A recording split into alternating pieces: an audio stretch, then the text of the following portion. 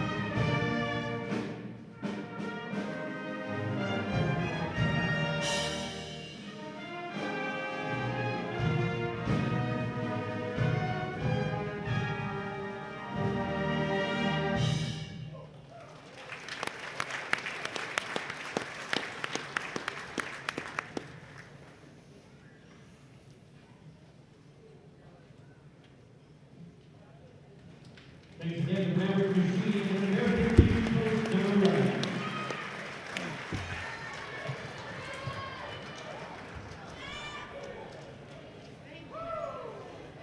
And now proceeding starting line, beginning with the Biscayne Huskies. At guard, 6'2" senior from St. Cloud, Minnesota, number 10, Gregory Tyson. Also at guard, 6' senior from Copenhagen, Denmark, number 12, Anderson. At guard, 6'4" senior from Bolingbrook, Illinois, number 20, Gage Davis. Ladies and gentlemen, you are watching Maverick basketball here on the MBN Network. Welcome to another edition, and I'm Brian Kelly alongside my partner Jordan O'Grady. Jordan, how you doing this afternoon? I am doing great, man. A little bit better weather, easier travels to come to tonight's game inside the beautiful Taylor Center at the Breslin Arena, so it's exciting to be here and hopefully to see a better outcome. We had a well-played ball game last night, but not the outcome wanted. And just like last night's score, the last time these two teams faced off was mid-November, and these two teams went to overtime in the final score. The Mavericks came out victorious, 80-77, led by Cameron Kirksey's 25. Yeah, it was early on. I believe wasn't that after a football game we had early on, late in postseason play there. But anyways, yeah, Kirksey and Krieger, the two characters we know quite well, a part of this team here in the Mavericks, both had led the team with 25 and 24 respectively in that game. And at the time, St. Cloud State was ranked 13th in the nation, and that was early on. Things have certainly changed, and not in that position quite right now, but nonetheless a very tough matchup for the Mavericks, who were able to prevail early on. And we faced another scoring phenom here in St. Cloud, and that's number 20, Gage Davis. Yeah, these guys are very athletic. It's almost like a carbon copy, if you will, of the Mavericks, and they share a lot of very similar traits. And they have guys that can do a lot of the same roles as each other, and meaning on each team. So it's going to be a great athletic battle, I believe, tonight. And one thing right away, let's watch out for that foul trouble, because that really put a dagger in it, believe it or not, last night for the Mavericks. And we're about to get underway here in Breslin Arena. The tip goes to the Mavericks just shortly after 5:40 Central Standard Time. Jawan McLeod taking on Onwuka. He'll take him, drive, fadeaway jumper will rattle home. Yeah, good opening job. They're continuing on some of the stuff they did last night. They spread the floor and allow McLeod and some of the guards to get a lot of space and kind of make it happen on their own. And the Mavericks in general don't like to clog up down low. They have one low post player, and they want to allow space and create space with that screen as on offense to get some open space for guys like McLeod and Bumgarner and other guards. Davis's 13-footer, no go. Another offensive board. That's where the Mavericks struggled last night late in that ball game when they allowed 4 straight possessions with offensive rebounds, which allowed their opponent to Duluth to score on that next possession. Yeah, and to their defense, too, a lot of them, too, came out for long 3-ball shots. And there's definitely a handful of them that were tipped out, second chance opportunities are limiting them to just one chance, and it turned into second opportunities. And that really helped Duluth hang around. And they were making high percentage free throws, and they started hitting, and it got hot, and Meyer stayed hot. But let's see what the Mavericks do defensively to kind of clean that up. Play handsy, less handsy, move the feet, get a little bit more down low in your stance, and be gritty. As McLeod just went perfect from the free throw line, and last night was another example of their struggles, even though they shot 77%, which is reasonable and a fair amount, but still, they did not do their job as they missed 9 free throws. Yeah, charity stripe is something you gotta take and own when you give those up. I know hindsight's always 20/20, but when you look back and you just think about the opportunities at the line that you could have had, 2 more points here, 3 more there, those add up. Like in anything in life, things add up like that, and they just don't sometimes really capitalize on it, as Anuka misses the first one. And let's see what happens tonight. That's really all you can do. You got to kind of move on from a tough game like that where you didn't get the outing you wanted and overcome. Picking up that first foul for the Mavericks was number 21, Cameron Kirksey, and he found himself not playing much in that ball game with foul trouble very early on, as he got 2 fouls within the first 6 minutes of the ball game and didn't really come in. And then within the first 30 seconds, he picked up his 3rd in the second half. So he tries to look to stay out of that zone, as there were a lot of ticky-tack fouls as his 10-foot jumper goes. Yeah, I like what the Mavericks are doing so far here on the offensive end of the court.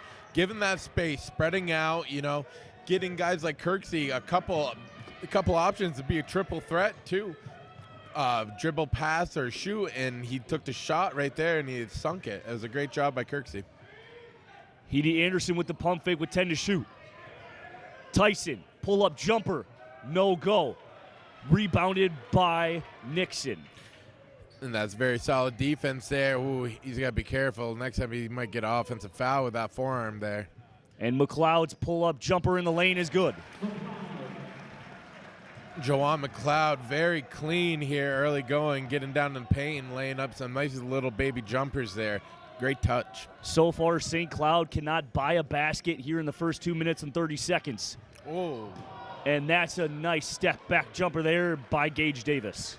Nice shot, but as you could tell with my ooh comment, I kind of thought you had one coming there, but nonetheless, wasn't called and finishes nicely. And Nixon had himself a three-pointer early in last night's ball game. They just let that one slip away, and that's a nice up and under by Cameron Kirksey. Just being aggressive and physical and knowing he could reach around and get a clean kiss off the glass. Great job by Kirksey. The Mavericks are draped in black and purple. On the side of St. Cloud, they are white with red lettering. Playing really sticky defense, not allowing any room, and great job by Kirksey recognizing 40. And there again, the active hands, here. we saw that a lot last night coming from the Mavericks on the defensive side. Yeah, that was a good job by Kirksey closing down. He saw Anuqua's eyes were across looking for a cutter and able to get his hands there when he wasn't looking and come knock the ball loose and almost got a turnover. Davis in the corner, brings it back to the wing, 5 to shoot. Davis gets Krieger in the air and gets that one to fall. Yeah, great patience right there by Davis, number 20 for the Huskies. I mean, got it down to the very last second, but enough to get the pump fake and get him up in the air to get under him. Beautiful job. And here is Jawan McLeod. And another guy that they did a nice job early on. They kind of went away from it And that fade away jumper, McLeod's got 8 early points already. And this is good, and this helps them as a whole down the stretch offensively, because now they already know, I'm sure, going into the game from scouting that that's something they got to look at, because he's got a very strong game there, getting to the lane and right at the top of the free throw line and making those shots. And a nice turnover force there by Nixon, and that'll be a blocking foul. Good effort there. I believe that's Tyson, his first. You know, and he'll get there, and that allows other options to be open. Kirksey in the wing, guys from 3-ball. Once we started seeing guys like Quincy Anderson and Aaron Holt start stepping in here to give some spells that can hit those 3-balls. Carter Ash, as a matter of fact, too. It's going to be great because defense will be collapsing and kick that ball out because he's a terrific passer as well. And that will really help the Mavericks here if he keeps executing at a high level like he is now. And it's nice to see Juwan McLeod getting his shooting stroke back over last night. He ended up getting that one back, and he dropped around 14 points as Nixon goes perfect from the line.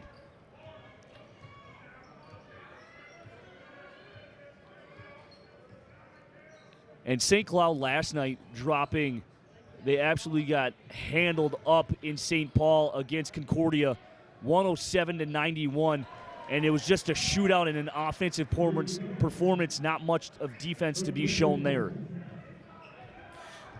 Yeah, both teams coming off tough losses here. I think one a little tougher to take than the other, but nonetheless, they both count the same as an L.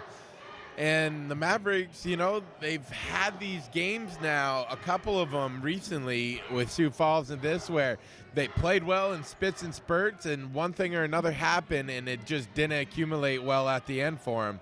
As a beautiful up and under move to corral that ball there by Anunkwa. And Onwuka gets his first basket of the ball game. McLeod getting guarded heavily by Trayvon Marshall. McLeod's pull-up three, no good. Little too quick for my liking there. Didn't explore many options.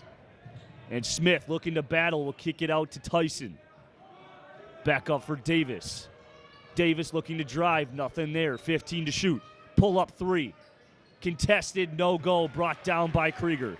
Great job by Carlos Anderson. Beautiful box out, textbook, quite honestly. Krieger pull short. Up, air ball. Another rebound by Smith, and he gets that one tipped by Kirksey and into the hands of McLeod. Krieger, other way, easy bucket. Good job there. Getting back in transition was McLeod. Read his eyes because there was a guy wide open there on that right block across from where we are. And he was wide open for easy lay-in, but cut in just like a cornerback would intercept it, goes quickly back the other way. I think it was tipped a little bit by Cameron Kirksey. I'm not exactly sure. I thought it had a little bit of misdirection or a little bit of speed come off the ball, but I'm not exactly sure. Davis looking for battle and some room, and they're going to call a blocking foul on Nixon. Yeah, they're going to call it on Nixon, but what really was the contact was honestly McLeod reaching in on the arm there. And this will go into a TV timeout. We'll stick with you here. Mavericks find themselves up 6 points. And the last two games of the Mavericks have played, the intensity has just been significant. Just a different change here at home. Even though they have a 4-game homestand, they've dropped 2 out of the 3 so far. Yeah, and you know, last night's kind of game to me was almost an anomaly in the sense that, like, you don't go into a basketball game planning for 3 of your 4 or 4 of your 5 down the stretch having 3 or more fouls. I mean, you just don't game plan for that. You don't necessarily come up with that situation in practice. I'm sure they do. Hey, this guy fouled out. Krieger fouled out today. What are we doing here? You know, they have that, but they have multiple guys that are huge contributors in that.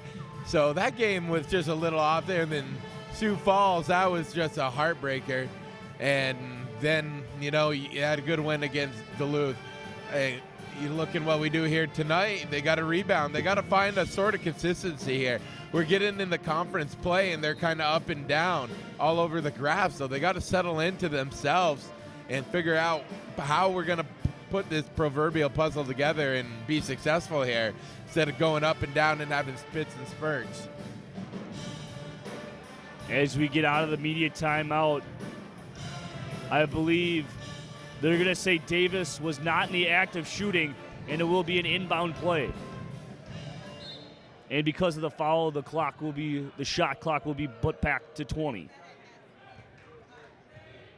Onwuka to Marshall, seeing his first couple minutes.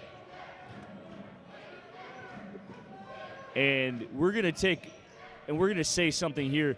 The active hands for Minnesota has come true, as that jumper from Kitchen is no good.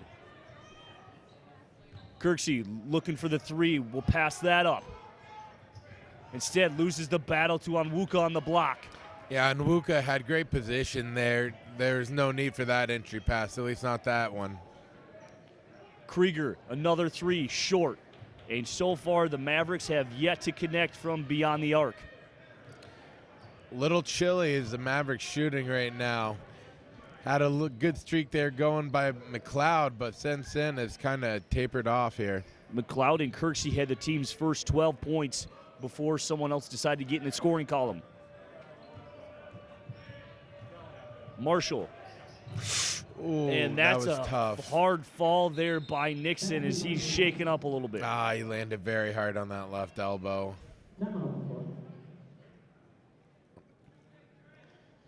As he's a tough fellow there, and he'll just shake that one off and says he's good. Ooh, yeah, you can see him squeezing the hand there. His left hand kind of working it back out. Tough fall there. And those are the falls. He kind of got clipped a little bit, which is why he wasn't able to land on his feet. They said the pick by Anderson. Nixon looking for Anderson on the baseline. Anderson playing bully ball. That's a no-go. 10 to shoot. He'll take Marshall to the rack, and that one's good. When all else fails, do it yourself, right? Trying to get the assist, help the team out. Tyson, Nixon coming back with a block. Wow, great hustle there by Nixon. After falling and taking a hard land on his elbow, comes screaming down the court, gets his hand up, and nice block there. Way to come back and rally. And after that block, Nixon will have a seat alongside his partner Krieger. Now into the ball game is number 22 Carson Airholtz and Quincy Anderson. Kitchen with the pump fake. Here's Bumgardner, and we need to get Bumgardner going too. He got 2 quick fouls right off the bench, and Juwan McLeod had to come right back in. Anderson with nice D on the top 15 scorer in the nation. Man. And they're going to call Aaron Holtz there. I mean, you can't do anything more right, if you will, than just grab that rebound. That defense was impeccable. Every man was plastered, covered up. No one was open. Forced a very difficult shot, and then 3 guys let one guy slip in there and get a rebound. And that's just a tough blow. Onwuka, no go. He'll give that up to Kitchen.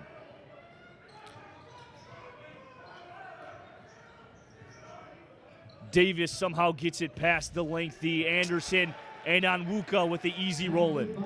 Yeah, you saw right away an obvious mismatch there. And Coach Margenthaler screaming for him to drop the help, but still, nonetheless, 2 guards against a big Onwuka.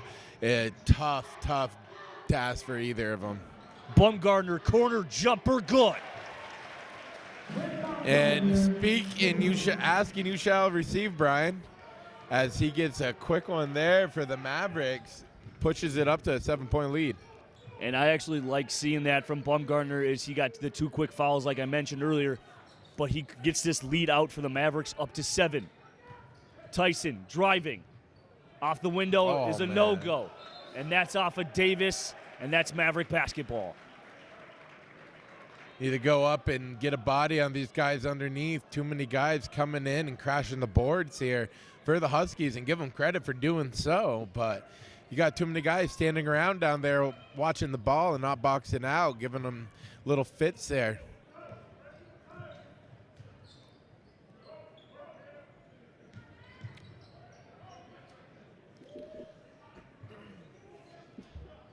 Kirksey's long 3 is a no-go. And that's another board. They have 5 offensive rebounds alongside 5 defensive rebounds already here with halfway point in the first half.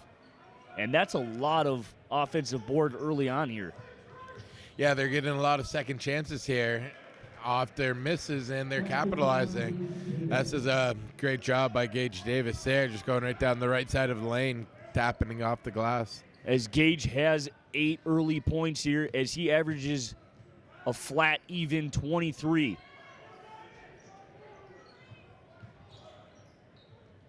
And there it is, Carlos Anderson. He's got 4. Yeah, his 2 baskets tonight I know it's only 4 points, but they've been very good, hard, going to the rim baskets, getting up and over a defender and scoring. You got to like that early. Let's see Marshall if it picks beating up. Bumgardner to the spot and gets that bucket.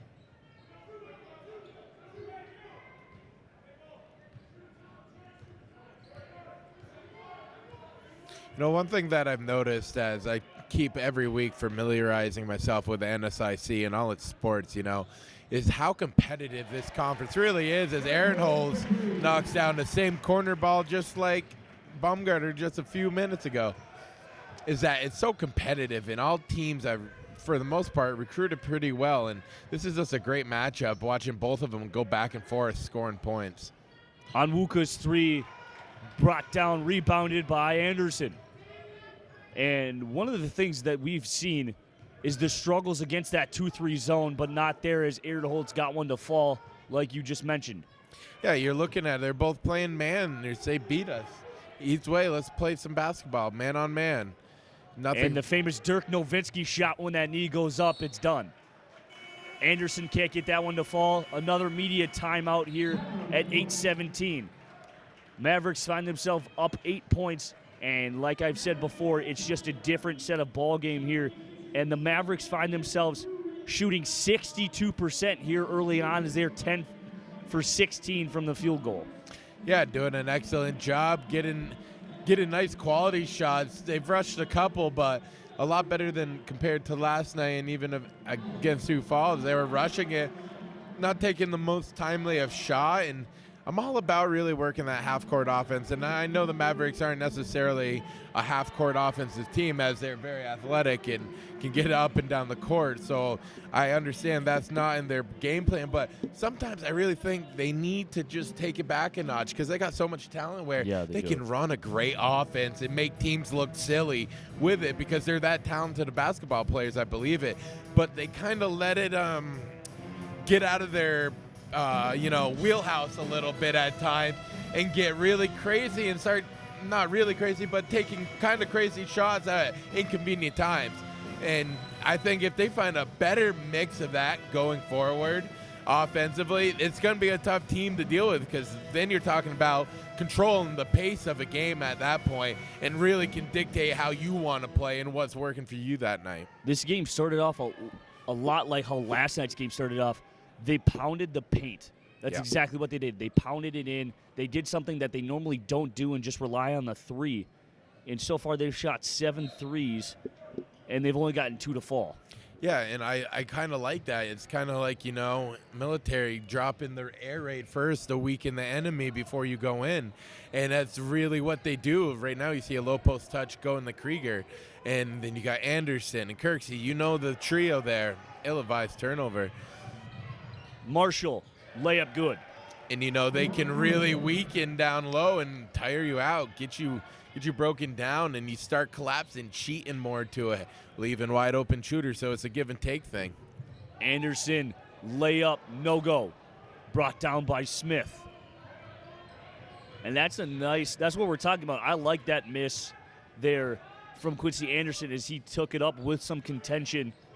But even though it didn't fall, it was still a nice take, as Tyson gets that one to go. That's his second 3 in 4 attempts. That 3 pulls the Huskies within 3. Anderson, 3 at the top of the key is long. Offensive board, Nixon, their first of the game. Yeah, great job for Nixon in between 4 Husky defenders. McLeod with the and one. One thing he does great is his hesitation, man. He can really get you going some type of way, and then he'll come right back, slow you down, and go right back by you. It's quite impressive, and he does it very smoothly. Jawan McLeod, the 6-foot, 170-pounder junior out of Germantown, Wisconsin. You know, and that's something to say about McLeod, too, is that he's 6 foot. That's small in basketball terms, but not in everyday life. No. And he has no fear. He never has, and nor should he ever think him to. But he just goes in there and is crafty and finds a way to get up there with it and puts it in. And they're going to call a jump ball here as both teams will hit the deck, and that ball will belong back to St. Cloud. Good hustles by both teams. I really love watching this game so far. Very, very exciting, very athletic, you know, great fast-paced basketball. It's where the game's going, just like, you know, in the NFL, more points, more offense. I have a question for you. Yeah. The jump ball rule in college and everything, as Jace Kitchen with absolute authority to the rack and one. Yeah, that just stopped me in my response. I had to tap you on the shoulder for that one as I hear that whistle go up and watch what happened after. Wow, impressive. That's all I can say about that. Impressive. That movie is false. White men can jump. Yeah, classic. But anyway, back to my rule about the jump ball. In college and like for youth, I believe that's how it should be, is what just happened. The tie-up should go to the last person who got the jump ball necessarily. You know that rule. Yeah, no, I get it, and I can respect the safety element. You don't want guys diving on. It's not a fumble. You're not padded up. You don't have helmet. You're on a hardwood floor and that kind of thing. But to me, I would like to see the jump ball at the that's what I was going to be my next how question. It was. That's basketball. That's what it is. You know, that's what a jump ball is. Not a possession arrow, and I'm not trying to sound uber passionate about it. Yeah. Don't let me kid you. It's not my hobby to debate this topic, but I mean that's what it is. Each team had a chance at the ball. Now someone jump up and win it. Exactly, and it shouldn't be allowed to all this as Kitchen's corner three is he's heating up. Heating up is to say the least. He just brought the wrecking ball in to do the Kitchen remodel on that backboard there. On the dunk and now putting one through the net. He's doing a whole house makeover. As that three ties the game at 29 apiece. Here's McLeod doing a little dancing. Hands it off to Nixon. McLeod on the taller Smith.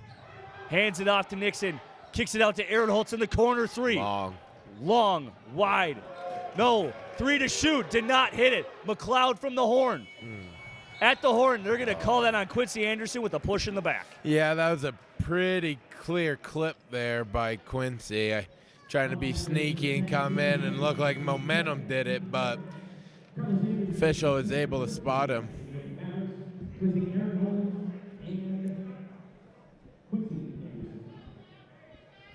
Tied up quickly, 7-0, or 7 to a lead of nothing now. Very quickly for the Mavericks, dissipated quite quick. As there's 5:10 left to go in the first half here tonight. Gage, Davis, good. Yeah, the Huskies, that is, they're really finding their groove right now. We're shooting 42%. They're up 10, 52% now. Now out shooting the Mavericks percentage-wise from the floor. Nixon's three, no go, but they're going to call a foul on the floor, and that's going to be on Kitchen. As Gage Davis with that bucket there has a team-high 10 points. And that'll be a media timeout, under 5 minutes to go here in the first half. As the Mavericks find themselves down 2, their biggest lead was 8. And they led for 13 minutes. Before that last bucket, St. Cloud only led for 18 seconds. Yeah, the Mavericks have been jumping out early on teams for a lot of the past games and even just in general. But tonight, the Huskies have found a way to really stay heated up or get heated up and stay here as of late. Sinking crucial shots, a big emotional and momentum boost there from Kitchen with the emphatic dunk and then the foul to go along with it, and then coming right back down on the left wing here and hitting a 3-ball. I mean, that's a big 5-point swing in less than 20 seconds. And you got to be excited if you're a Huskies fan, not so much if you're a Mavericks fan here. But this is what I was talking about in the pregame. He's got to find some rhythm here. and almost have a killer instinct, if you will. When you're up 8, hey, let's get it to 10 now. Let's get it to 12 and build from that. And that's what really demoralizes teams. You start doing that and got to keep going. And I'm not saying they're playing conservative, but it needs to be that next step, that next element to want to go to that level. And sometimes they lack that consistency. And out of this media timeout, it'll be Maverick ball underneath the basket with 20 to shoot, because it was a foul and that they didn't necessarily have possession of the ball in layman's terms. Yes. And they're probably just going to throw this one, or not. They decide to switch it up a little bit, but they'll throw it into Kirksey. Kirksey turn around on Tyson, no good. And that's a rebound for Onwuka. And Onwuka's got 4 boards. And they're going to get him with the illegal screen here. Looked like he may have thrown his hip out just a bit and got the offensive foul. And I want to know how big he actually is. He's every bit of 6'8", but still, my goodness, is he one big fella. Yeah, if we're playing on one-on-one, I'd probably have to take jump shots really, really deep. And they're going to say that's off Kitchen. Luckily, that didn't go off Krieger, because it looked like Krieger had the position on him. It did. And this will be McLeod to inbound with 17 to shoot. Kirksey, thank God he's a big man. Yeah, he really makes it difficult just on that inbounds. Onwuka does by just having that pure length. I don't think I've seen any team struggle more on this, trying to get the ball inbounds. There's one. McLeod's jumper, no good. Yeah, really weren't able to establish anything, and that's one of those things I was talking about earlier too, is that right there, get a good inbound play, look over to coach, get a play, and let's try to set it up. Just a little too much hesitation and indecision. Davis with 15 to shoot. Davis looking to drive. Will kick it back out to Tyson. He's prone to the 3 ball. Onwuka, step back 3, good. What do you do? When a guy's hot, he's hot, and when he can play down low like he does and be a presence on defense and do that, that can make for a long night. They got to find an answer. As he's got 8, and he's the 5th Husky player in the scoring column, as they only got 5, and all of them are out on the floor. Momentum has shifted severely here. You see the Huskies out here making great hustle plays, going after every loose ball, getting up and down the court and finishing. This is the Mavericks in a little bit of a lull here and need to work themselves out of it. And we've seen this team earlier, as their first game of the season came here inside Breslin Arena in that Maverick tournament, and we saw how good this team can actually be in St. Cloud. And they're absolutely a tough team to beat here in this conference, and they're showing why they have the same record as the Mavericks at 12-5. Yeah, I was going to mention it again, and you said it with the same record. Like, they're just so similar. You look at the matchups all across the floor. Krieger and Kitchen, Onwuka, and Kirksey. And you look at Gage Davis and a beautiful finish here by Cameron. Great job underneath the hoop finishing. And Kirksey with the stare down on Onwuka as he draws that and one. That's Onwuka's second. So it's like this is just such a fun matchup from a team perspective that you never know which way this game could go. And good finish there, and it's just like the overtime game, a 3-point game in overtime. So see how this one pans out here down the stretch. And it's like this, you said, McLeod and Marshall, right? Nixon and Tyson. You got Anderson and Davis, Smith and Kirksey, Krieger and Diamond. Yeah, they're literally same in almost every single aspect, whether it's height and more importantly with it, you're 100% right, is the fact that it's in their roles. Their role on the floor are very similar, if not exactly. we haven't seen either team go into a 2-3 because the Mavericks don't usually play a 2-3 unless it's very specific situations. Both teams have been playing man up, and it's come on, beat me. When you get that entry pass, what are you going to do? You gonna pass, reset, or are you going to take me to the rack? And it's been fun to watch as we've seen plenty of exciting finishes so far here in this contest. As Nixon picked up his second, and they're not going to call that on Davis as he kind of gave a little forearm shimmy to the grill there. Little too much show on that fall, so I don't think he was ever going to quite get that one, no matter what may happen. Well, I mean, it works for J.J. Barea and a lot of the NBA players. The most hated guy in Vermont basketball history. But, I mean, still, it works for a lot of people. Oh, I know. And I thought Kirksey just lost control on that one, but they're going to save that one off a Husky defender, and the Mavericks will get the ball back with 7 to shoot. And into the ball game now is Carson Ehrenholtz as Quincy Anderson saw about 12 seconds of play.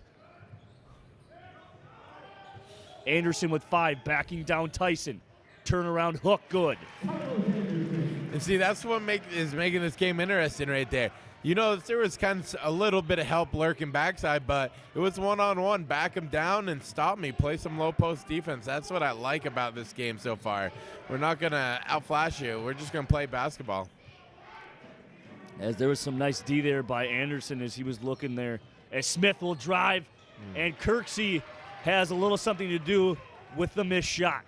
Kirksey does a good job of slow playing his hand a little bit. It looked like he got beat, and he may have a little bit initially, but he's so athletic and take a big, quick first step and catch right back up.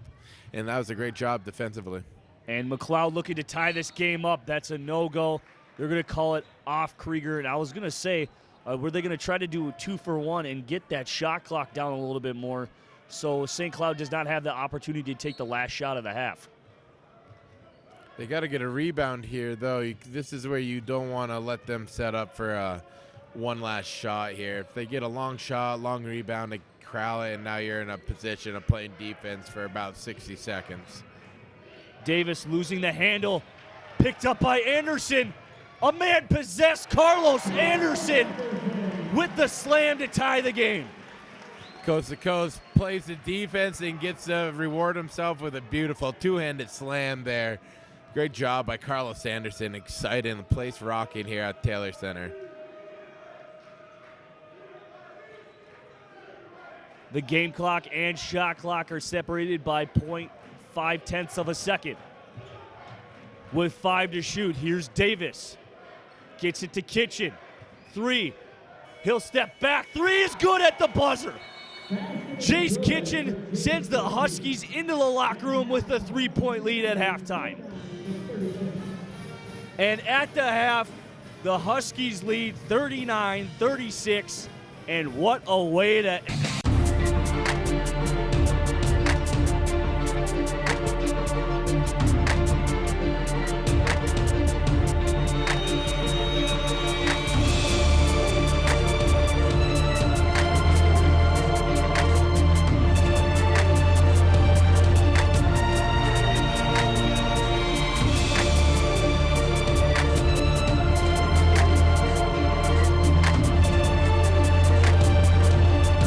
Recent Minnesota State Mankato graduate Jacob Ball has a big idea: become a bilingual family physician serving rural America. As an honors student and varsity athlete, he studied Spanish, biology, and biochemistry. He also volunteered at a Mankato medical clinic and studied in Ecuador. He's now in medical school, one step closer to bringing his big idea to life.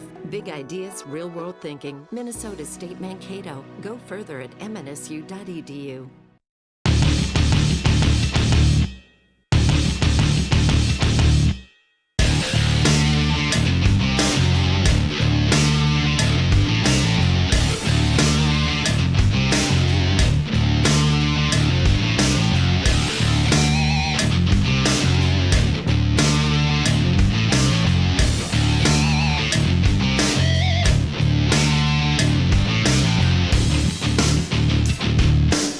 Welcome back to Maverick Basketball here on the NBA Network.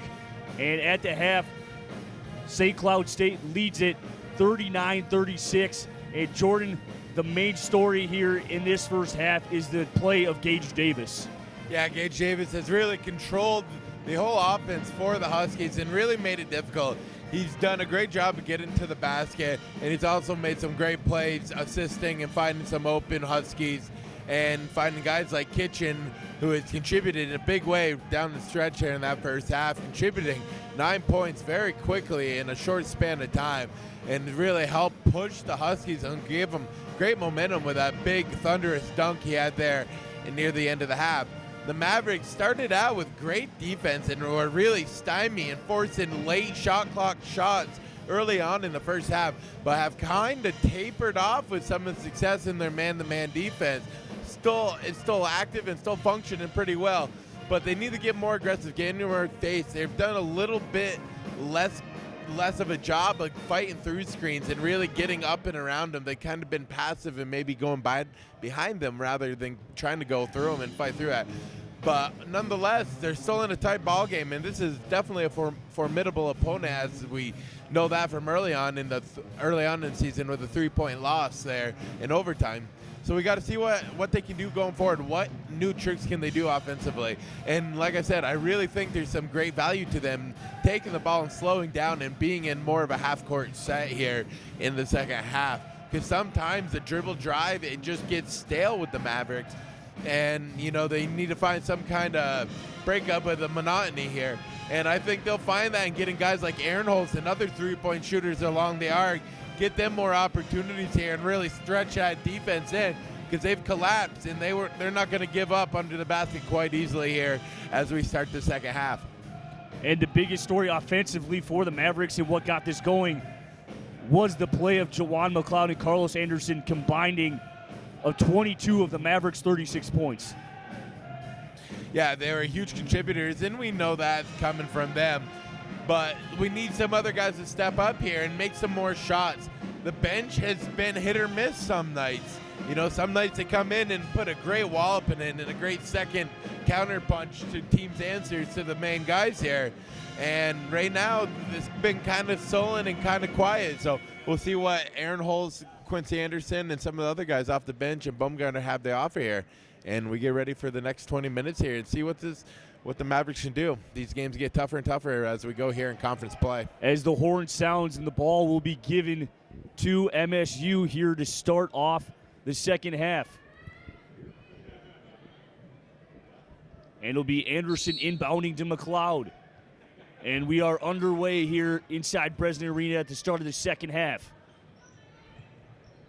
Kirksey.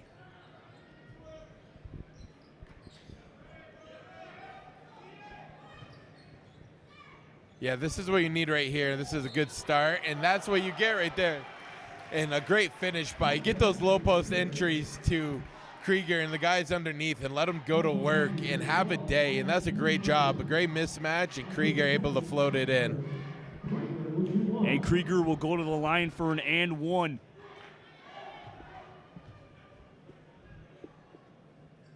And he gets that one to go.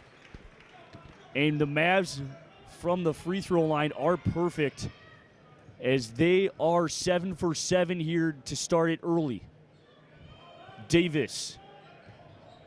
And they're looking to get him even more into the scoring column, as even though he had 10 in the first half, he was still a main contributor on the offensive side. As you saw when he drove, a lot of men crashing towards him to not allow him to get a shot off. And that'll be an over and back violation here on the Huskies, and that'll give the ball back to Minnesota.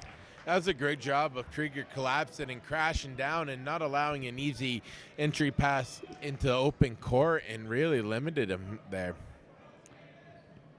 Nixon looking for himself to heat up on the offensive side. Krieger as well. Krieger's got 5.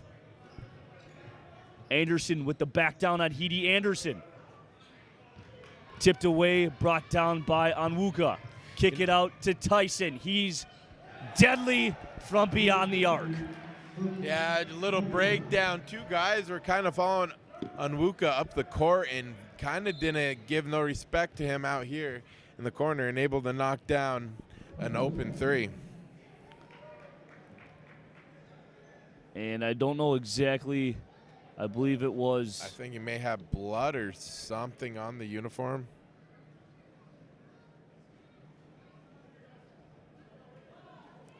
As they get that sorted out quickly there. Oh, it was the wrap on his right hamstring that was Oh, injured okay. for Krieger that came undone. Did not notice that.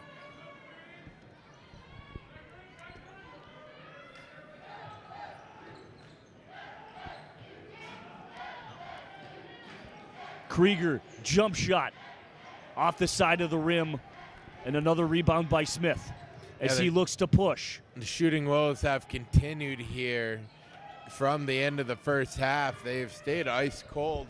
The Mavericks now just shooting a 42.9%, and the St. Cloud Huskies have flipped that, and they're shooting 56.7% here. Have really turned the tape here on the Mavericks and really slowed them down.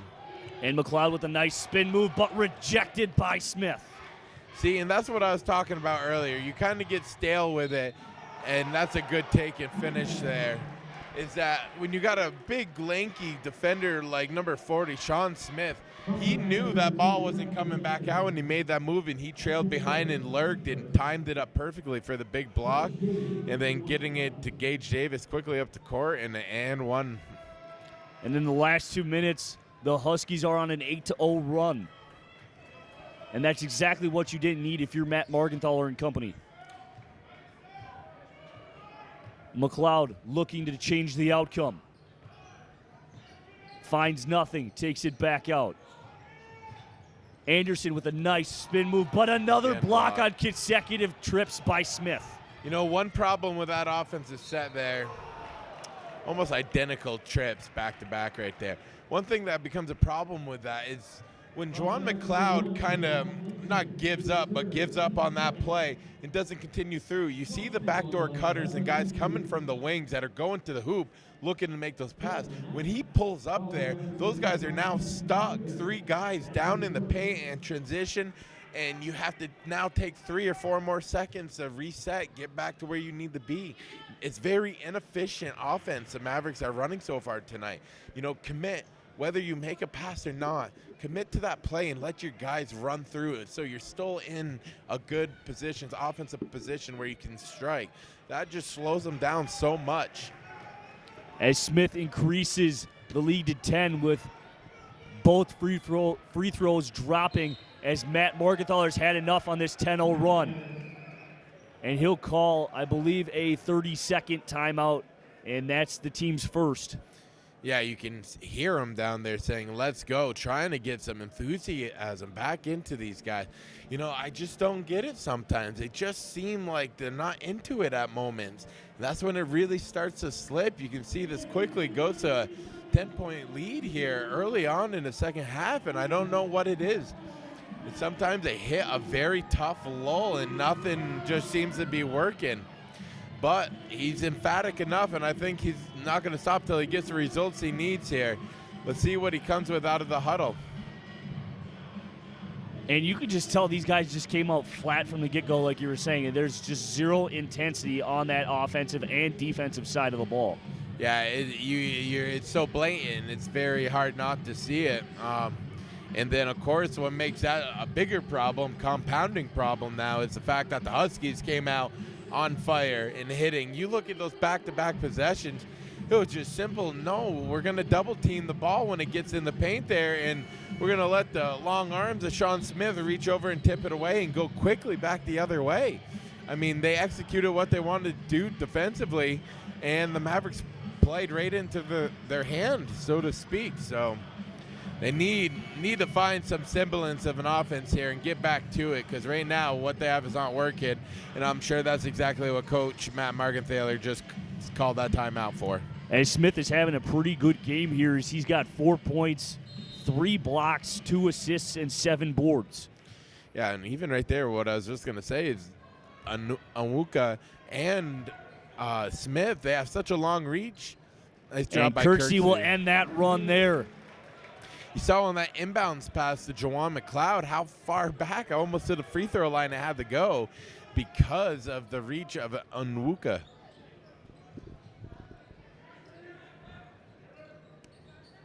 with 17 to shoot. The pump fake by Heedy Anderson kicked that down to Smith with his battle against Kirksey. And no one's falling for him behind the three-point line. And Tyson's three comes up short, rebounded by McLeod, looking to push and find something here for the Mavericks. Krieger. Anderson got some room, kicks it to Kirksey, but they're going to call a foul on Anderson with the charge. He's completely in the circle. Maybe I'm mistaken. I was looking at someone else's feet, but No, he was out. He was out of the circle. was he? Yeah, I he didn't quite just. see it well. Then I was looking at something else. My question is, I was just looking at the ball, so I didn't know if his feet were set or not.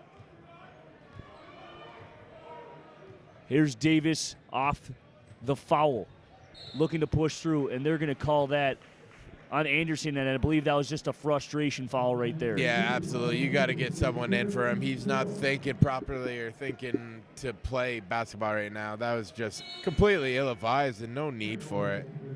As Anderson picks up 2 quick fouls in a span of 9 seconds, and he will hit the bench with 3 personal. And I could read the lips of what Coach Matt Margenthaler just said there. You got to play smart. As Anderson said something, and that's all he said. Oh, no. As Kirksey's attempted block comes up short, and that ends up being a foul on Gage Davis. He'll go to the line for a pair. See, the bigger problem with that foul by Anderson is the fact now that he just gave himself a third with 16 minutes left in this game, and we all know how much of a contributor he can be when he's on. As that one gets a nice little bounce there, and here comes Bumgardner in his first minutes in the second half. St. Cloud as a team is 6 for 7 from the stripe. Davis will make that 7 for 8. Here's Bumgardner with the bright pink fluorescent shoes. And I'm kind of a fan of them. I like that it allows the players to show their personality, as Kirksey's got the bright yellow sneakers on, and his jumper falls from the free throw line. Yeah, a little too much for me, Brian. Well, I mean, you and I are different people. Yes. I mean, I love watching the sneaker, the complex stuff. Like, it's super interesting. I mean, I'm not a fan of like the super, like Yeezys and all that stuff, but I'm just saying, I just like it on like the basketball court because it gives it a little something. I'm all about functionality. Well, those are functional. They are. They're basketball I'm shoes. not saying they're not. What, for your dollar bill ups, you're saying they're not going to function well? We need those 4 extra wide shoes, man, for me over here. I got some big feet. The New Balances? Dude, no, I'm talking about the Spice Adams Air Oh. Monarchs, dude. Come Oh. on now. The The grilling. Monarchs, those are the dad grilling shoes, man. dude. Those What are you called talking old about? reliables in my neck of the woods. Oh, if your father doesn't wear those shoes, does he know how to run a grill? Probably not. No, my dad always used to wear those when he was the Monarchs. Those things were Yeah. so awesome, especially Dude, your dad they're official. coming back now too, and I love it. Dude, Spice Adams, if you got ex-Chicago Bear Big Ten Network analyst, funny guy. He always jokes about those shoes, so it cracks me up whenever someone brings them up in conversation. I love the Monarchs. I'm a very big fan of them. I was on them for a hot minute. Had all 3 colors, all black, red, black, and white, and the navy and white. But for basketball, I normally stuck to the Hyper Dunks for Nike. Yeah. And I like the Nike, things, but I like what Adidas is doing as well with their basketball shoes, and they got James Harden in on them. Yeah. And Harden shoes are one of the best to ever wear, especially for basketball. I know there are a lot of expensive shoes out there, and Harden's is one of them. As Kirksey will drive, pull up, jumper, will kiss it off the glass and in. And that's a nice little sequence there as Kirksey brings it back down to a 10-point deficit. Yeah, right now, if you will, the Huskies are just keeping their distance with the score, doing a great job, and that's a good hard take there by Davis. And that'll be Nixon's third.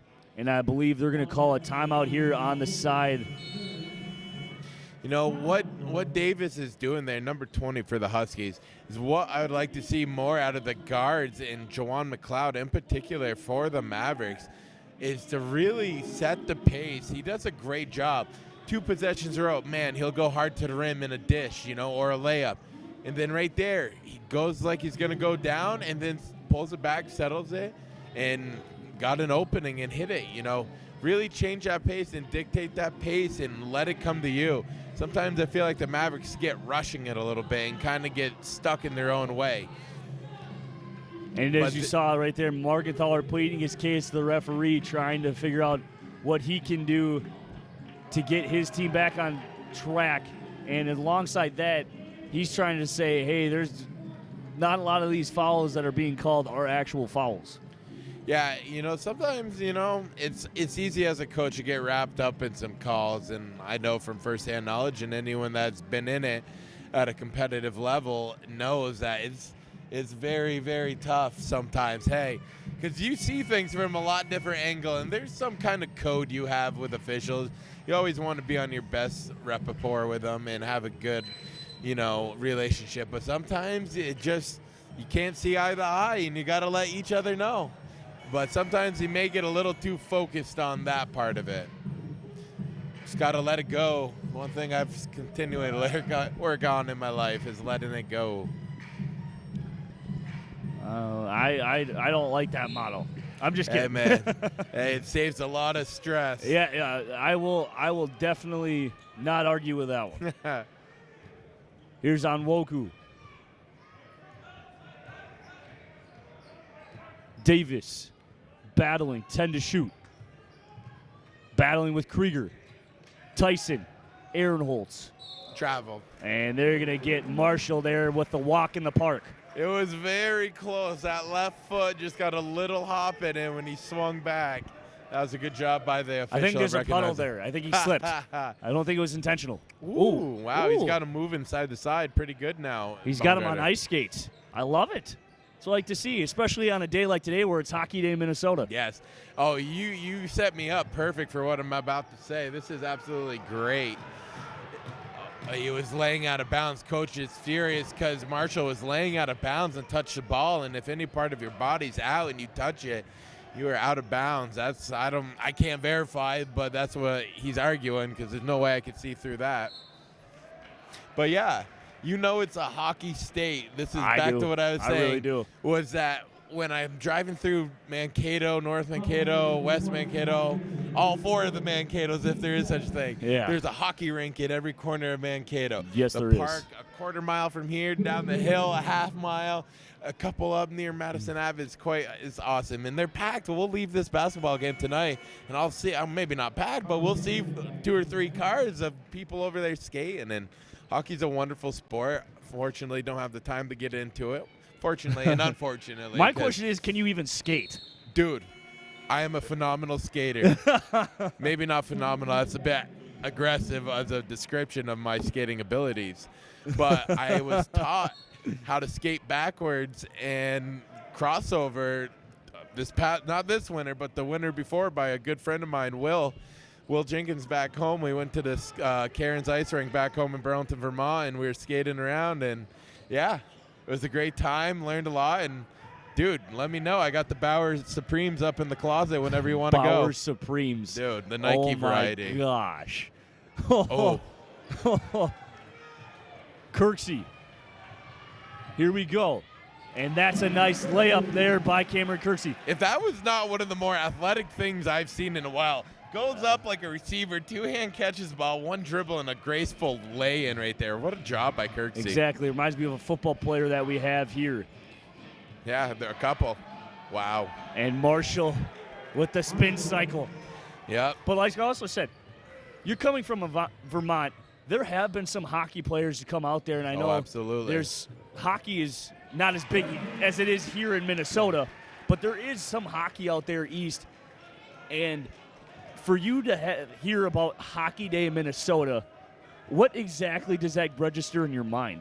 I guess I'm not embedded into the sport of hockey, so I Yeah. get the passion for a sport, and you talk about history in a sport. Yeah. I mean, is there any richer or deeper No. than hockey? Probably No. not. And No. that's coming from a diehard football guy. You know that. And the history of the Stanley Cup and its whole inception and the whole enchilada, if you will, of Exactly. hockey in the history of it, it's quite amazing. I'm forgetting the documentary I watched one time on the birth of the Stanley Cup. Great. But anyways, yeah. Yeah, I don't know. It's good. It's a celebration of what the people of Minnesota love, Minnesotans love, I guess I should say. Yeah. And, it's exciting. It's cool, It'd be kind of weird if you have a football day. What Yeah. does that mean? Like, hockey is just so grassroots embedded in this community, in this state, Exactly. that it's only fitting that this is pretty much America, Canada right here, if you get what I'm Exactly. saying. Yeah. This is Canada's section of America in a way. The And Midwest. one of the things is the best part about this day alone is you go to hockey rinks, you go to, and all you see is just young kids embedded in this game that are bred for this. And you have games going through all of the day, whether it's, if you are unfamiliar with the levels, it's, mini mites, mites, squirts, peewees, bantams, high school hockey, college, and then the NHL. It's just a very unique thing, just a whole day dedicated to hockey because it's not played relatively a whole lot in this country. Yeah. So being a part of this thing, it's just one of the most wonderful things ever to be a part of, as the women's hockey team was actually a part of Hockey Day Minnesota up in Bemidji. That's and right. defeated Bemidji State on their ice outside 2-1. And it was just a well-played game on the defensive end for the Lady Mavericks, and it was just quite substantial. Yeah, it's a great sport and great history. I love hockey. Sean Smith been doing a great job here, going up and down the floor and making plays. Look at the hustle. He's had some great plays under the basket. And a mishandle there by Anderson allows for the Huskies to get the turnover. Davis, 3, no good. Kirksey with the rebound. Ehrenholz looking for Anderson. Up and under, reverse layup, good. Great job by Carlos. Way to go and get the mind right and reset. Take a minute or two off and come back and now playing great basketball. Great job by number 2 there in black, Carlos Anderson. The Mavericks really need a stop here to try to get this lead below 8 because it's been sitting here for quite some time. Tyson, 11-foot jumper, no go. Bumgardner brought down, looking to kick out to Anderson. And here you go. You can feel it. You can feel it in the gymnasium, or the arena, rather. This ain't no gymnasium. And you can feel the momentum shift here. Oh. And now the Mavericks, another great shot by Kirksey. And they're really closing that gap there. Oh. The Huskies were using that momentum and really keeping it at a 10-point lead there. Now under 10 minutes, the Mavericks are showing some great life here and getting back after it. Number 21 has 21 in Cameron Kirksey, and like we were saying last night, that jump shot is just unreal. It's deceptive, and you're right. Ooh, it's all you can say. Like, damn, that was a great job by Kirksey. And it almost is deceiving in the way that it looks like it's a forced shot. Yeah. But it's kind of a strange shot. He gets great lift, jumps up, able the body control to square the shoulders and have a great high arc and release, and it's quite a thing to watch. It's not a Lonzo Ball jump shot. No, well, hey, I watched this guy by the name of Taylor Koppenrath went over and played NBA overseas basketball and had a couple looks at the NBA. But I kid you not, his shot started from behind his head, both arms, both hands on the ball, and it was ugly. It wasn't pretty, but it was quite effective, and he was one of the greats that I got to watch growing up. As from beyond the arc, we take a look at the three-point percentages. St. Cloud State is shooting 43% to Minnesota State's 14, as they are 2 of 14 from three-point land here tonight. Yeah, it's just been an abysmal night for them behind the arc. I mean, 2 of 14, that's not getting anything done. I don't know if that's necessarily what they want to rely on here, because they've had a great success here. Of what and changed it up. They started to spread the floor a little bit less, rather, and create some more ball screens and something to get open. As that's nice defense there by Quincy Anderson, and the Mavericks have numbers. Unbelievable defense by Quincy Anderson. Way to fight down low and grab that rebound from the much taller Sean Smith. As Sean Smith stands at 6'8", 200 pounds, and Quincy Anderson is 6'3", 190. Carlos May got bailed out a little bit there. He got a little careless, let that ball and his dribble get away from him, and it almost got poked away, but it got contact there, thankfully. Start to look now, too, maybe not individually in fouls, but there's 8.5 minutes left here, and now the the Huskies are in the bonus the rest of the way. And let's see how that works out again, because that really worked out as a big-time disadvantage last night. Anderson with a nice take to the basket there, as he's got himself 15 points. And here we are. This is what a hard-fighting team will get. Back down the floor. Second part of the second half here, and you got to make stops. And Smith with another miss. Kirksey this time. Here you go. You got numbers, 3-on-2. Carlos Anderson! Yes, sir, number 2. And this crowd is roaring. The herd, the so-called student section, the herd getting lit, as the young folks say nowadays, I believe. We need to get rid of that term. Hey, and that's a great job by Carlos Anderson. That is a great effort on the defensive end after making the huge play offensively with the dunk, and that's effort. What a good job of going off the court after he got that third foul, getting his mind right, getting back in the game, and this is why you need him at full health and full mental health, because that's exactly what he can do. I like his shoes. It looks like he's got the Usain Bolt track shoes on right now. We're thinking a lot alike, because that's exactly what I was going to say. It was track shoes. Not Usain Bolt, but track shoes. But I like it. They're the lightweight. Kobe's. He's left. He's got to go up in the air with. Exactly. which is why you don't see many players wear Jordans, because they're so clunky. And for the first time in quite some time, Kirksey's little turnaround jumper does not go for him. This time he gets both Onwoku and Smith to go in the air, but they're going to call a jump ball here, and that's going to St. Cloud. Yeah, I think that's the appropriate call there.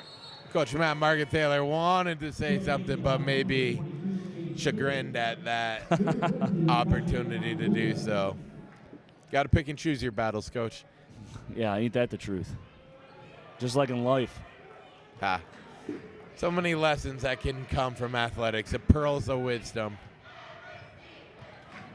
And that's what I like what the Maverick MSU program does, is they do a lot to teach you life lessons, and whether it's all the coaches. And that's a nice spin move there by Davis, as he's got 21. You know, one thing I absolutely love about this university, and I truly love Mankato, I've had an absolute blast and I'm enjoying life to the fullest, I might say, is that they, here in the athletic department, they create a very healthy competitive environment, not only on the athletic fields, but also in the classroom and in the internships. And I'm in a great internship with the athletic communications office right now, learning a lot over this past couple of weeks. And is that they want the best of the best, and if you're not going to put in the work and time, they're not going to deal with you. And they just want the best to work. And the guys and people that want to put in the hard work at this university and be a part of this program, and then eventually move on to bigger and better things, you can accomplish all those things here at Minnesota State University. And I'm a firm believer in that, and I'm just glad I got the opportunity because of a National Student Exchange program. So this is just everything I want and more, and, you know, I'm just glad I get to share this with you, Brian. This has been a pleasure, and we're far from over, but it's good to reflect a little bit and know if you're thinking about being in athletics in your future, any young kid watching, this is a great place to be, and you'll enjoy it. And one of the best things that could have happened by all of this is, you know, not being afraid to ask. Yeah. And that's one of the things that I did last spring semester towards the end. In one of my sports management classes, we had PA, who is our athletic director here, Paul Allen, come in and speak to our class just about his job in general. And I asked him if they're doing anything for this. and they're going to call it a blocking foul down there. And PA was generous enough to say they're trying to get something going here. They haven't had any students show interest in it, and I kind of wish I would have known that sooner. Yeah, but you stumbled across it at the right time, Exactly. Me and you both. I would have, I stumbled across it through a friend working as an intern for the football team in the beginning of the year. I would have never knew this even existed. So, and I know it's still, I guess, in its infancy, but we've come a long way with the very hardworking men and women of this crew, and it's just been a fantastic ride. And I think we got a lot to build on, and I think you said it right there, too, with don't be afraid to ask. And, I mean, I got this great piece of advice from a wide receiver coach, Coach Weiss here at Minnesota State University when I had a little bit of time with him in office. He said, if you don't stick up for yourself, who's going to do it? Yeah, exactly. And, I've been told that, but at that moment and what I was going through and in my change of what I wanted to do here at MSU, that those words resonated and they meant a lot, and that's the truest thing. And these people here in the athletic office, coaches and even players, they're very open and they want that. They'll see your initiative. No matter how little you know or how much you know, if you're going to come in and put in the work and put your nose down and do what they ask, and of course have a great attitude and enjoy the experience, you're going to rise to the top and you'll be successful here. That does not go unnoticed. Exactly. And with the great men and women here on our crew that put together each and every broadcast, we'd like to thank them. And a special shout out to the main man, and that is Mr. Robert, as we call him, as we like dealing with him on a day-to-day basis. He does quite a bit of job with a lot of the graphics that he does, and his new and bright ideas brought to this broadcast is quite substantial. And here we are now, 5.5 minutes, down 5. They've done a good job, The Huskies, were doing a great job of being able to keep extending that lead to 10 and keeping a bit out of reach, but the Mavericks found some life from Carlos Anderson. And now each possession becomes more and more crucial as that clock ticks down. And this is a matchup you like right here. Exactly. Anderson with the kiss off the window hook. At the 5-minute mark, gets the Mavericks within 3. Here we go. It's nice. Marshall guarded by Baumgartner. I apologize, Brian. My bad. You're all good. It's nice to see, like, the backbone, if you will, stick up or straighten up for the Mavericks right now. They know they got the momentum their way. They've had a big game. That would have been huge. Baumgartner for the tie. Nixon with the offensive board, can't go. Half a second of patience and Kirksey, man. Oh, Cameron, come on, man. So you can't have that there. I know you're playing aggressive, playing hard-nosed basketball, and I'm not faulting you on that whatsoever. But he corralled the rebound. There's no way you're getting that. There's no need. Get back. Let's play defense. But to me, that wasn't even a foul. He went there, and I know he touched him, but touching a guy doesn't necessarily mean you actually fouled him. No, I know, and I know we can argue that till the cows come home. But it's the fact that we've seen the track record of what has been called as of late. Yeah, especially over the last 2 games. You got to be, exactly. You got to be mindful. And, these are different, I'm sure a bit of different crews here, or maybe not. Maybe it's the same crew. I don't know exactly how they do their officiating. It is a different crew here tonight.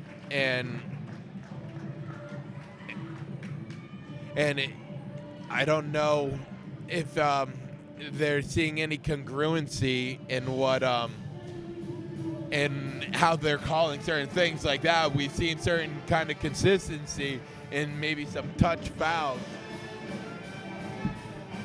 and some ticky-tack fouls, like we would consider that one though. But anyways, you just gotta accept defeat there, and maybe that's not the proper term to use, but back off, get back, play defense, Yep. And I'm not saying he couldn't, but just don't need it. There's no need. There's no overall gain that outweighs the risk. Exactly. And I'm well aware of that, I know. But I'm just saying, it's just that now Kirksey's got 4 with 21 points, and he's close to whatever. I'm not going to say it. But anyway. Yeah. Because we've already seen how that goes. It will happen. But I'm not going to say it. You're just not going to get me to say it. But anyway.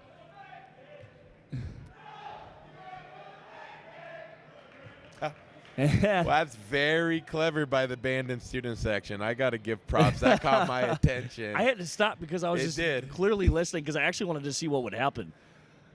Oh, but Tyson will make both as they were silent on the next one.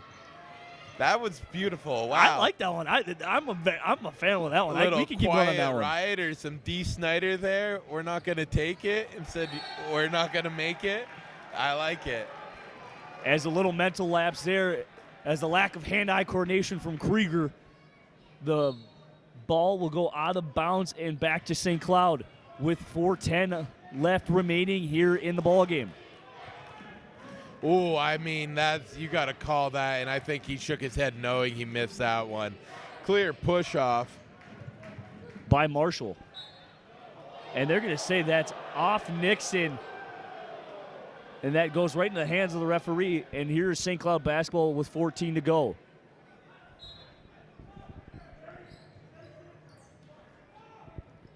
Davis, corner, 3, short. Oh, he almost got away. I think he may have got away with a travel there. I think more of almost a double dribble. Yeah, that may have been probably the correct answer. Yeah. Nixon, layup, no go. Kirksey, put back is good.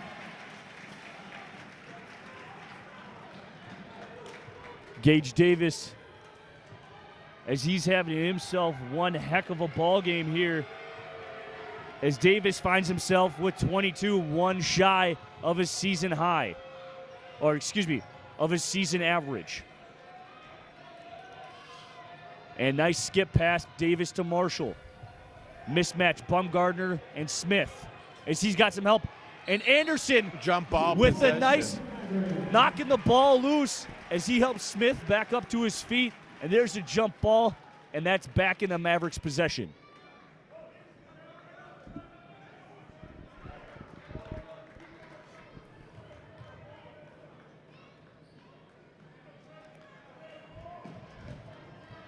With 3 minutes to go, Nixon will decide to bring the ball up himself. Looking for a screen. Mismatch here. Kirksey and Davis. Takes some baseline, cut off. Finds Nixon. Easy two-pointer. And the Mavericks are within one right at the 2:45 mark. Good patience right there Kirksey had with the ball. Not rushing and forcing up a tough jump shot, and Nixon saw the opening and made a great backdoor cut. Marshall takes Bumgardner, and they're going to call a foul here on Jamal Nixon, and I believe he fouled out. And that's the second time in as many games here as he's fouled out of the game. And here comes number 22, Carson Ehrenholz.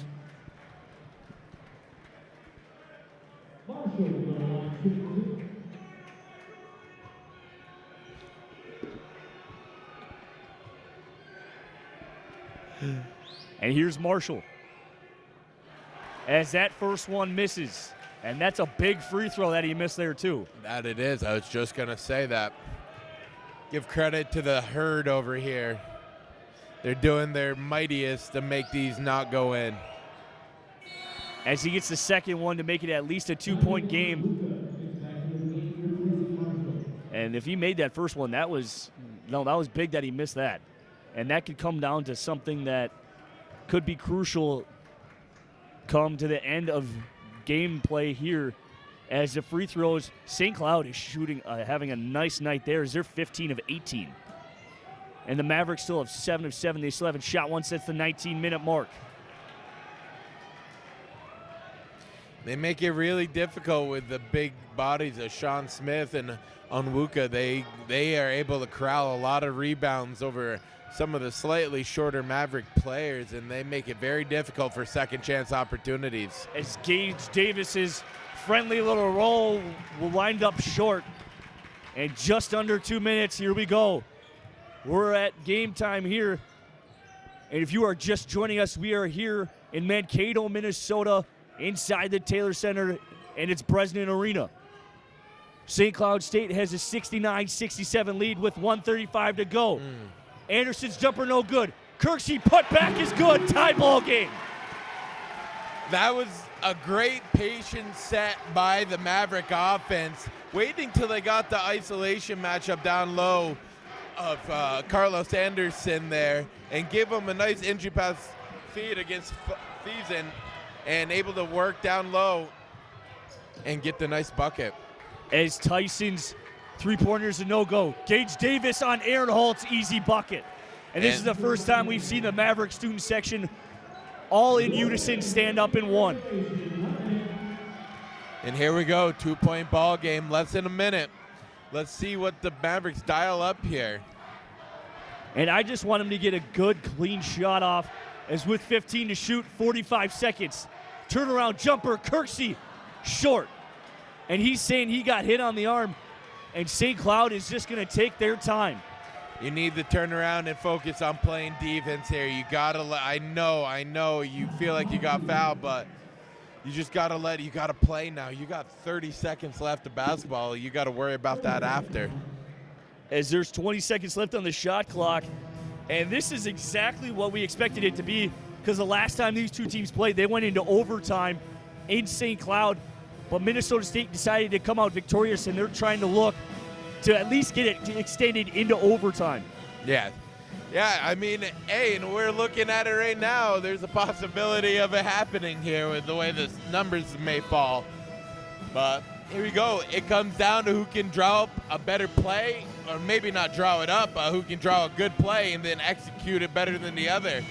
And each team's going to get one opportunity here, and the Mavericks need a big-time swing here to get it going for him. And head coach Matt Reimer is probably drawing something up special here with this inbounds play, just to try to get maybe even to extend it to a 4-point lead here, if not 5. Yeah, any hoop goes a long way for the Huskies here, obviously. This is a key defensive stop here, and they get double teamed. Gage Davis, Tyson now. That's a and jump they're ball. Gonna tie him up, and that's a jump ball. But the possession arrow sticks with St. Cloud, and that's still a key defensive play there by Bumgarner to get his hands in cleanly. Yeah, that is huge. I mean, obviously, like I said, we know he didn't get the ball, but that is a foul you didn't have to commit. Now you got the possession arrow for yourself. That may help here. And here's Smith with 10 to shoot. Huskies, back and forth defense. You know, quite honestly, at this point, you just got to hope for no foul. And Carlos get a rebound. Anderson, an offensive board by Gage Davis, Steal. stripped away by Carson Airholtz. 10 seconds left, and the foul by Sean Smith. And as they have 2 to give, and my goodness, was that a big play by number 22 in black. That is exciting right there. Got me all fired up. Great job in the wherewithal by Aaron Holtz to corral that almost. That was one bounce away from being out of bounds, and having the mindfulness, too, to look between the legs behind him and corral it. And here you go, an opportunity. You can't ask for anything else. On the floor for the Mavericks, Bumgarner, Aaron Holtz, Krieger, Anderson, and Kirksey. And they're just going to keep following him as they just wasted roughly 2 seconds off the clock. Yeah, timeout here. That's a good job.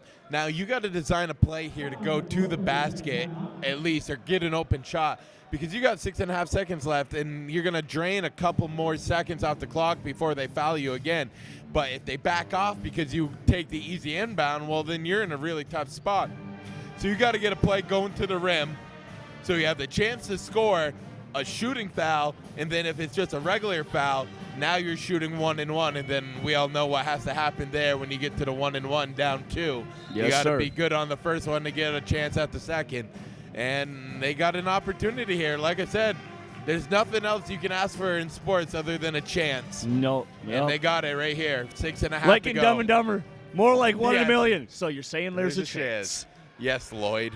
Yes, Lloyd, there is. On the floor for St. Cloud, Marshall, Heedy Anderson, Davis, Smith, and Tyson. Krieger, pull-up jumper, 15 feet, gets it to go. 3.5 seconds left. Timeout, Coach Reimer. Tie ball game, 71 apiece. And you called it. He had to draw up a great inbound play, and then I said they had to go to the basket. We were both 100% right, and they couldn't get it in the better guy's hands, really. And Krieger, with a silky smooth shot, puts it through with 3.5 left, and now here we go. And my goodness, Kevin Krieger, big time Kev. Let's go. This is what I'm pumped up right now. I love it. That's a great feeling, dude. This is awesome here. What a great job by the Mavericks teams, and they all got to be happy for that dude, Kevin Krieger, right now. Especially coming off that hamstring injury. Yeah, took the words right out of my mouth. Coming back, a bit of a long road back to the recovery to get that thing fully healthy, and it's got to feel good to come out and make a shot and feel back in complete rhythm with the guys. And here we go, 3.5 seconds. Don't foul, and let's play good defense, and we're going to see extra minutes again. As that timeout was called,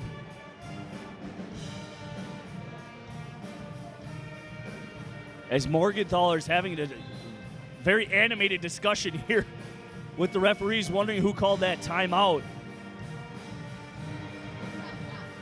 As St. Cloud will have the length of the court to go, and it looks like Tyson is kind of like being a little sneaky back here. As it looks like Edie Anderson will be the only one that is in the defensive territory trying to get it in, but it looks like it'll be Gage Davis as well.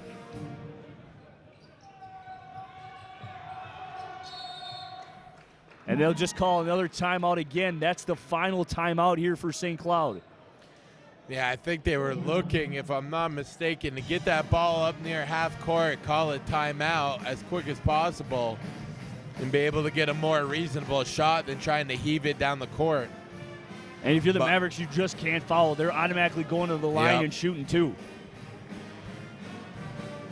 And that's the biggest thing that you can't have here. Team fouls are Minnesota State has 10 plus. St. Cloud has 16 fouls. And if you're just joining us, Jamal Nixon has fouled out of the game. Kirksey's at 4. Carlos Anderson's at 3. And then yet again, Juwan McLeod not finding himself in any foul trouble whatsoever. He is, for the second consecutive game, has 0 fouls. And they're looking to get it in. As they're looking at it, and it's tipped out of bounds by Kirksey, as he could have almost been called for crossing. Yeah, I was going to say, I don't know how that wasn't a violation. I mean. As I am not. They're going to review it, and the fact that they will, I don't know if they're going to review if Kirksey touched it or if he's crossed the baseline there before he got it pass thrown in. Yeah, that's what they're gonna talk about. It's over on the sideline, but maybe they can go. I don't know. Since it was inbound, I don't think you can go back and change that if he did in fact step over. Maybe you can. I'm not fully familiar with how that would go down.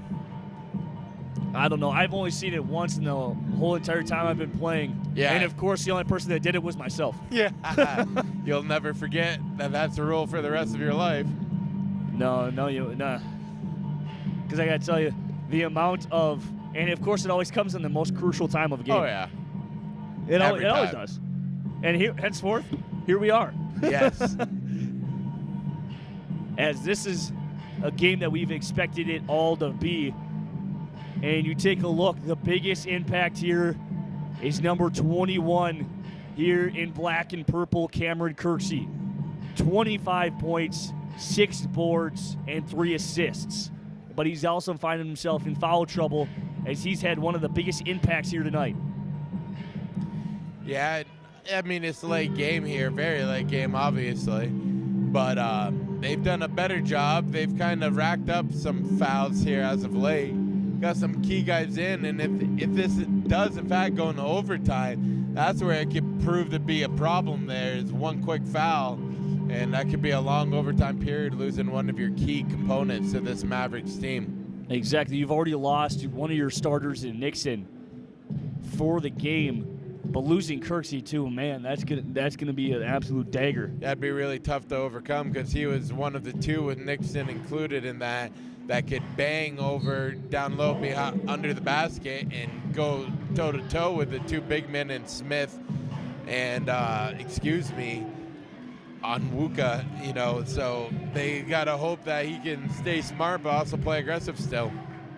And it's nice to see the 6'9" Carter Ashe coming in the ball game for the first time tonight, as they're providing some length and a little bit of trouble to try to get that ball in. And that's a nice bat away.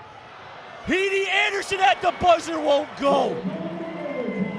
Krieger, as his heart absolutely sank. And my goodness, as that's not a way that we exactly predicted it was going to go into overtime, but we got another 5 minutes here to go in Mankato, Minnesota. I love how things come full circle in life and sometimes rather quickly.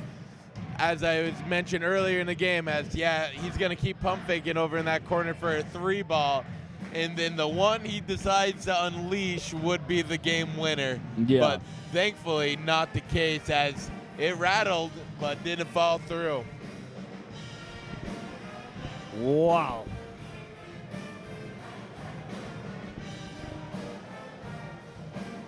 And the long days on my birthday.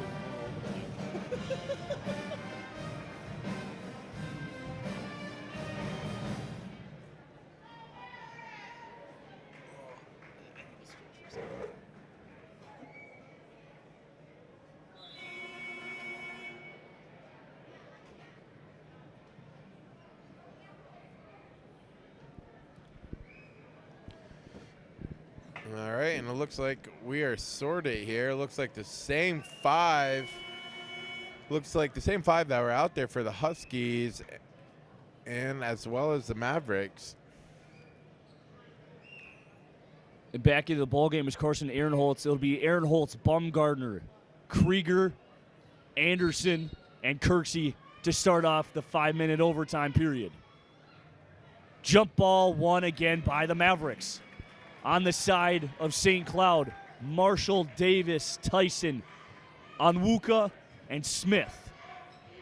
And the biggest key here is to do something right away. Kirksey turns and faces the basket, drives, gets the touch. No. Davis with the board. And that's not exactly how you wanted it to go. No, it was a good idea. He had a good look inside, but it just never worked out. Couldn't find it down. Slides off the right side of the rim. Here's Tyson. Aaronholtz with the mismatch with Davis down low. Smith, step back 3. Short. As that went to the left, and that's corralled by Bumgardner. Bumgardner looking the baseline. As he's got the bigger sized Onwuka. Now he's got the bigger sized Smith with 15 to shoot. And now they're trying to look it in for Krieger. Kirksey, 3-ball. No go. That was a good look there. Good idea. Good patience by Aaronholtz not pulling the trigger himself, and a quick little dish off to the left to Kirksey. Unable to complete it. Marshall, nice little mismatch down here. Aaronholtz, Smith, Davis, corner 3, no go. Almost seems they like got away with that one. Yeah, they did. They got lucky. That was a good job by Smith catching that entry pass, knowing he was tightly defended, and then catching the wing shooter out of the right side of his eye. Good job. Fortunate for the Mavericks, it did not fall through. Bumgardner with a little isolation. Anderson with the drive. Stuck, trapped, 5 to shoot. Krieger looking for separation. And that will be a shot clock violation, turnover. Yeah, that was excellent defense by the Huskies there. Mavericks had really nothing going from the beginning of that possession, and they didn't let up. That was a great 30 seconds of defense there by the Huskies. 2 minutes so far have gone here in overtime number 1. No team has scored just yet. Anderson on Davis like a bum on a ham sandwich. Classic. Marshall with the drive. Tyson with 10. Davis, team high, game high, 23. And a nice steal by number 13, Trey Baumgartner. Yeah, good job, because otherwise you're going to have a two-handed slam from Smith there. And Baumgartner timed it up perfectly, or got there at the last second, rather, to get the hand in and knock it away, corral it, and throw it back in. Good job. Anderson with a mismatch on Marshall. Marshall, the crafty man. Anderson, jumper. He's going to the line to shoot 2. Yeah, good job by Anderson there. There's a lot of contact early from Marshall as he was catching him on the shoulders, able to turn, face the hoop, get off a decent shot, and get fouled, and we're going to shoot 2. And this is the first free throw attempts in over 20 minutes for the Mavericks. As he knocks down the first, and that's a crucial one. As Diamond Onwuka will have a seat. Into the game is Hedy Anderson.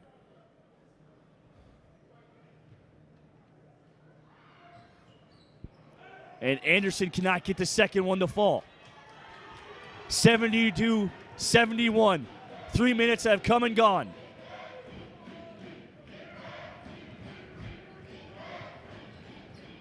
Marshall and Baumgartner will battle it out. Davis, pull up. 11-footer is good. That was a great play if you're watching away from the ball. The screen set up by the Huskies up at the low post and up at the high post. And Davis using them both effectively to get wide open, or do a great job of getting open and around the defenders. And that was a beautiful finish. And Kirksey cannot get the finesse on that one. And they're just going to slow their roll here as Tyson's almost got it at center court. Davis, Anderson, wasting time. Smith, and almost a huge block there by Baumgartner. And they're having some words. And they're calling a technical foul here on Baumgartner. I think they got both. You know, you can see the other announcers for radio and coaches on the benches. They each get a technical, but quite honestly, they didn't see that Baumgartner was the one to approach him after that. He walked right into the chest of Smith, and then, I mean, mentality is you're not going to turn down, and so I'm sure Smith had a few choice words for him as well. Yeah. And I think that's the correct job by the official of giving them both the technical, regardless of who initiated it.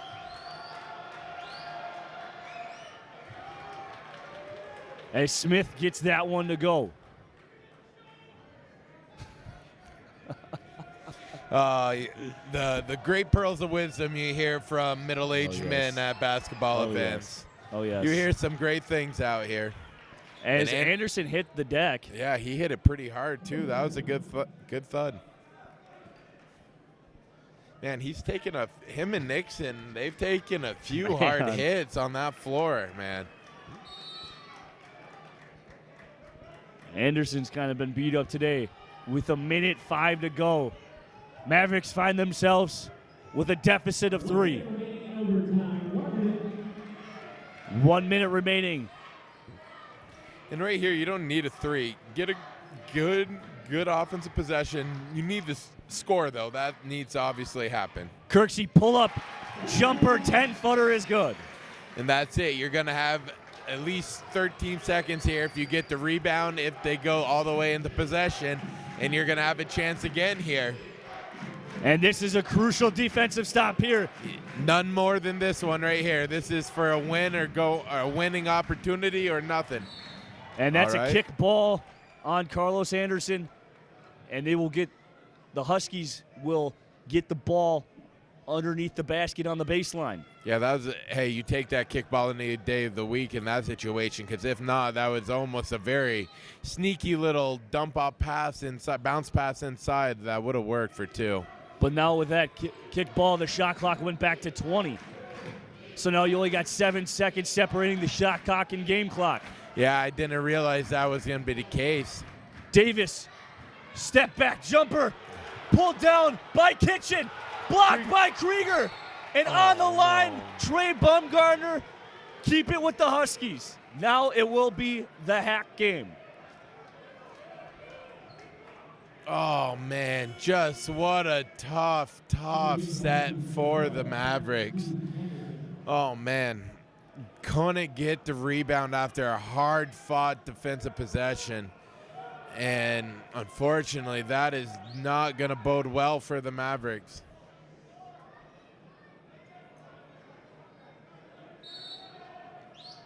.5 seconds left. They get it into Davis, and that was knocked out, and they're going to say it's going to stay with St. Cloud.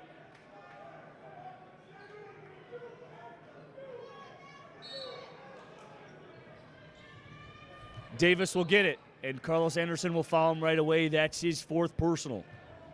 And team plenty.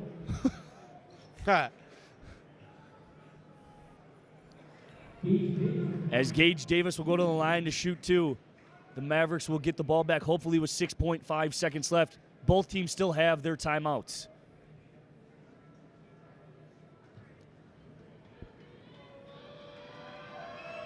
Well, regardless of what happens, you still have an opportunity to tie. But that is a very tough situation, and I think Matt Markethaler is going to want to talk about what his plan of action will be if it's a make and a miss here. So they should have two things dialed up, or at least an idea of what they're going to do if it is a miss. And I'm just excited here with 6.5 seconds left, because if he misses, you still got the length of a time to keep going down court and possibly even get a layup. Oh, absolutely. There's time for it, I think. I think there is, or at least get close where it's not a ludicrous of a shot, a prayer, if you will. But if he does sink this, then that changes the whole complexity of it, and it may make it easier, less distance they have to go, but definitely a long 3 ball. But we'll see how it plays out here as Davis steps to the line for the second shot. And this is a big free throw for number 20. As he gets that one to go. And then we're going to put in, I love this. I absolutely love it. I'm a fan of this one. Putting in the ball game, the 3-point specialist, number 3, Frankie Mack. Tough thing to do. Don't doubt his ability shooting it, but coming in completely ice cold. And they're going to heave it to Anderson. That's a nice play there. And they're going to call it. And they're going to say no shot as Anderson threw one up for the heck of it. And they're shooting 1-and-1. And that's a very, very, very heads-up play by the coaching staff of the Huskies of alerting them, hey, if they get that ball like they just did, foul them right away because they can't take the lead if you foul them with the foul shots. The score is 77-74. Anderson at the line shooting the front end of a 1-and-1. That one will rattle out. Tipped back. And that was thrown up by Heedy Anderson. And that's the ball game. And another heartbreaking loss as the Mavericks drop one, their second consecutive here at home, to St. Cloud, 77-74. You are watching men's basketball. We will be right back with the postgame show here on the MBN Network.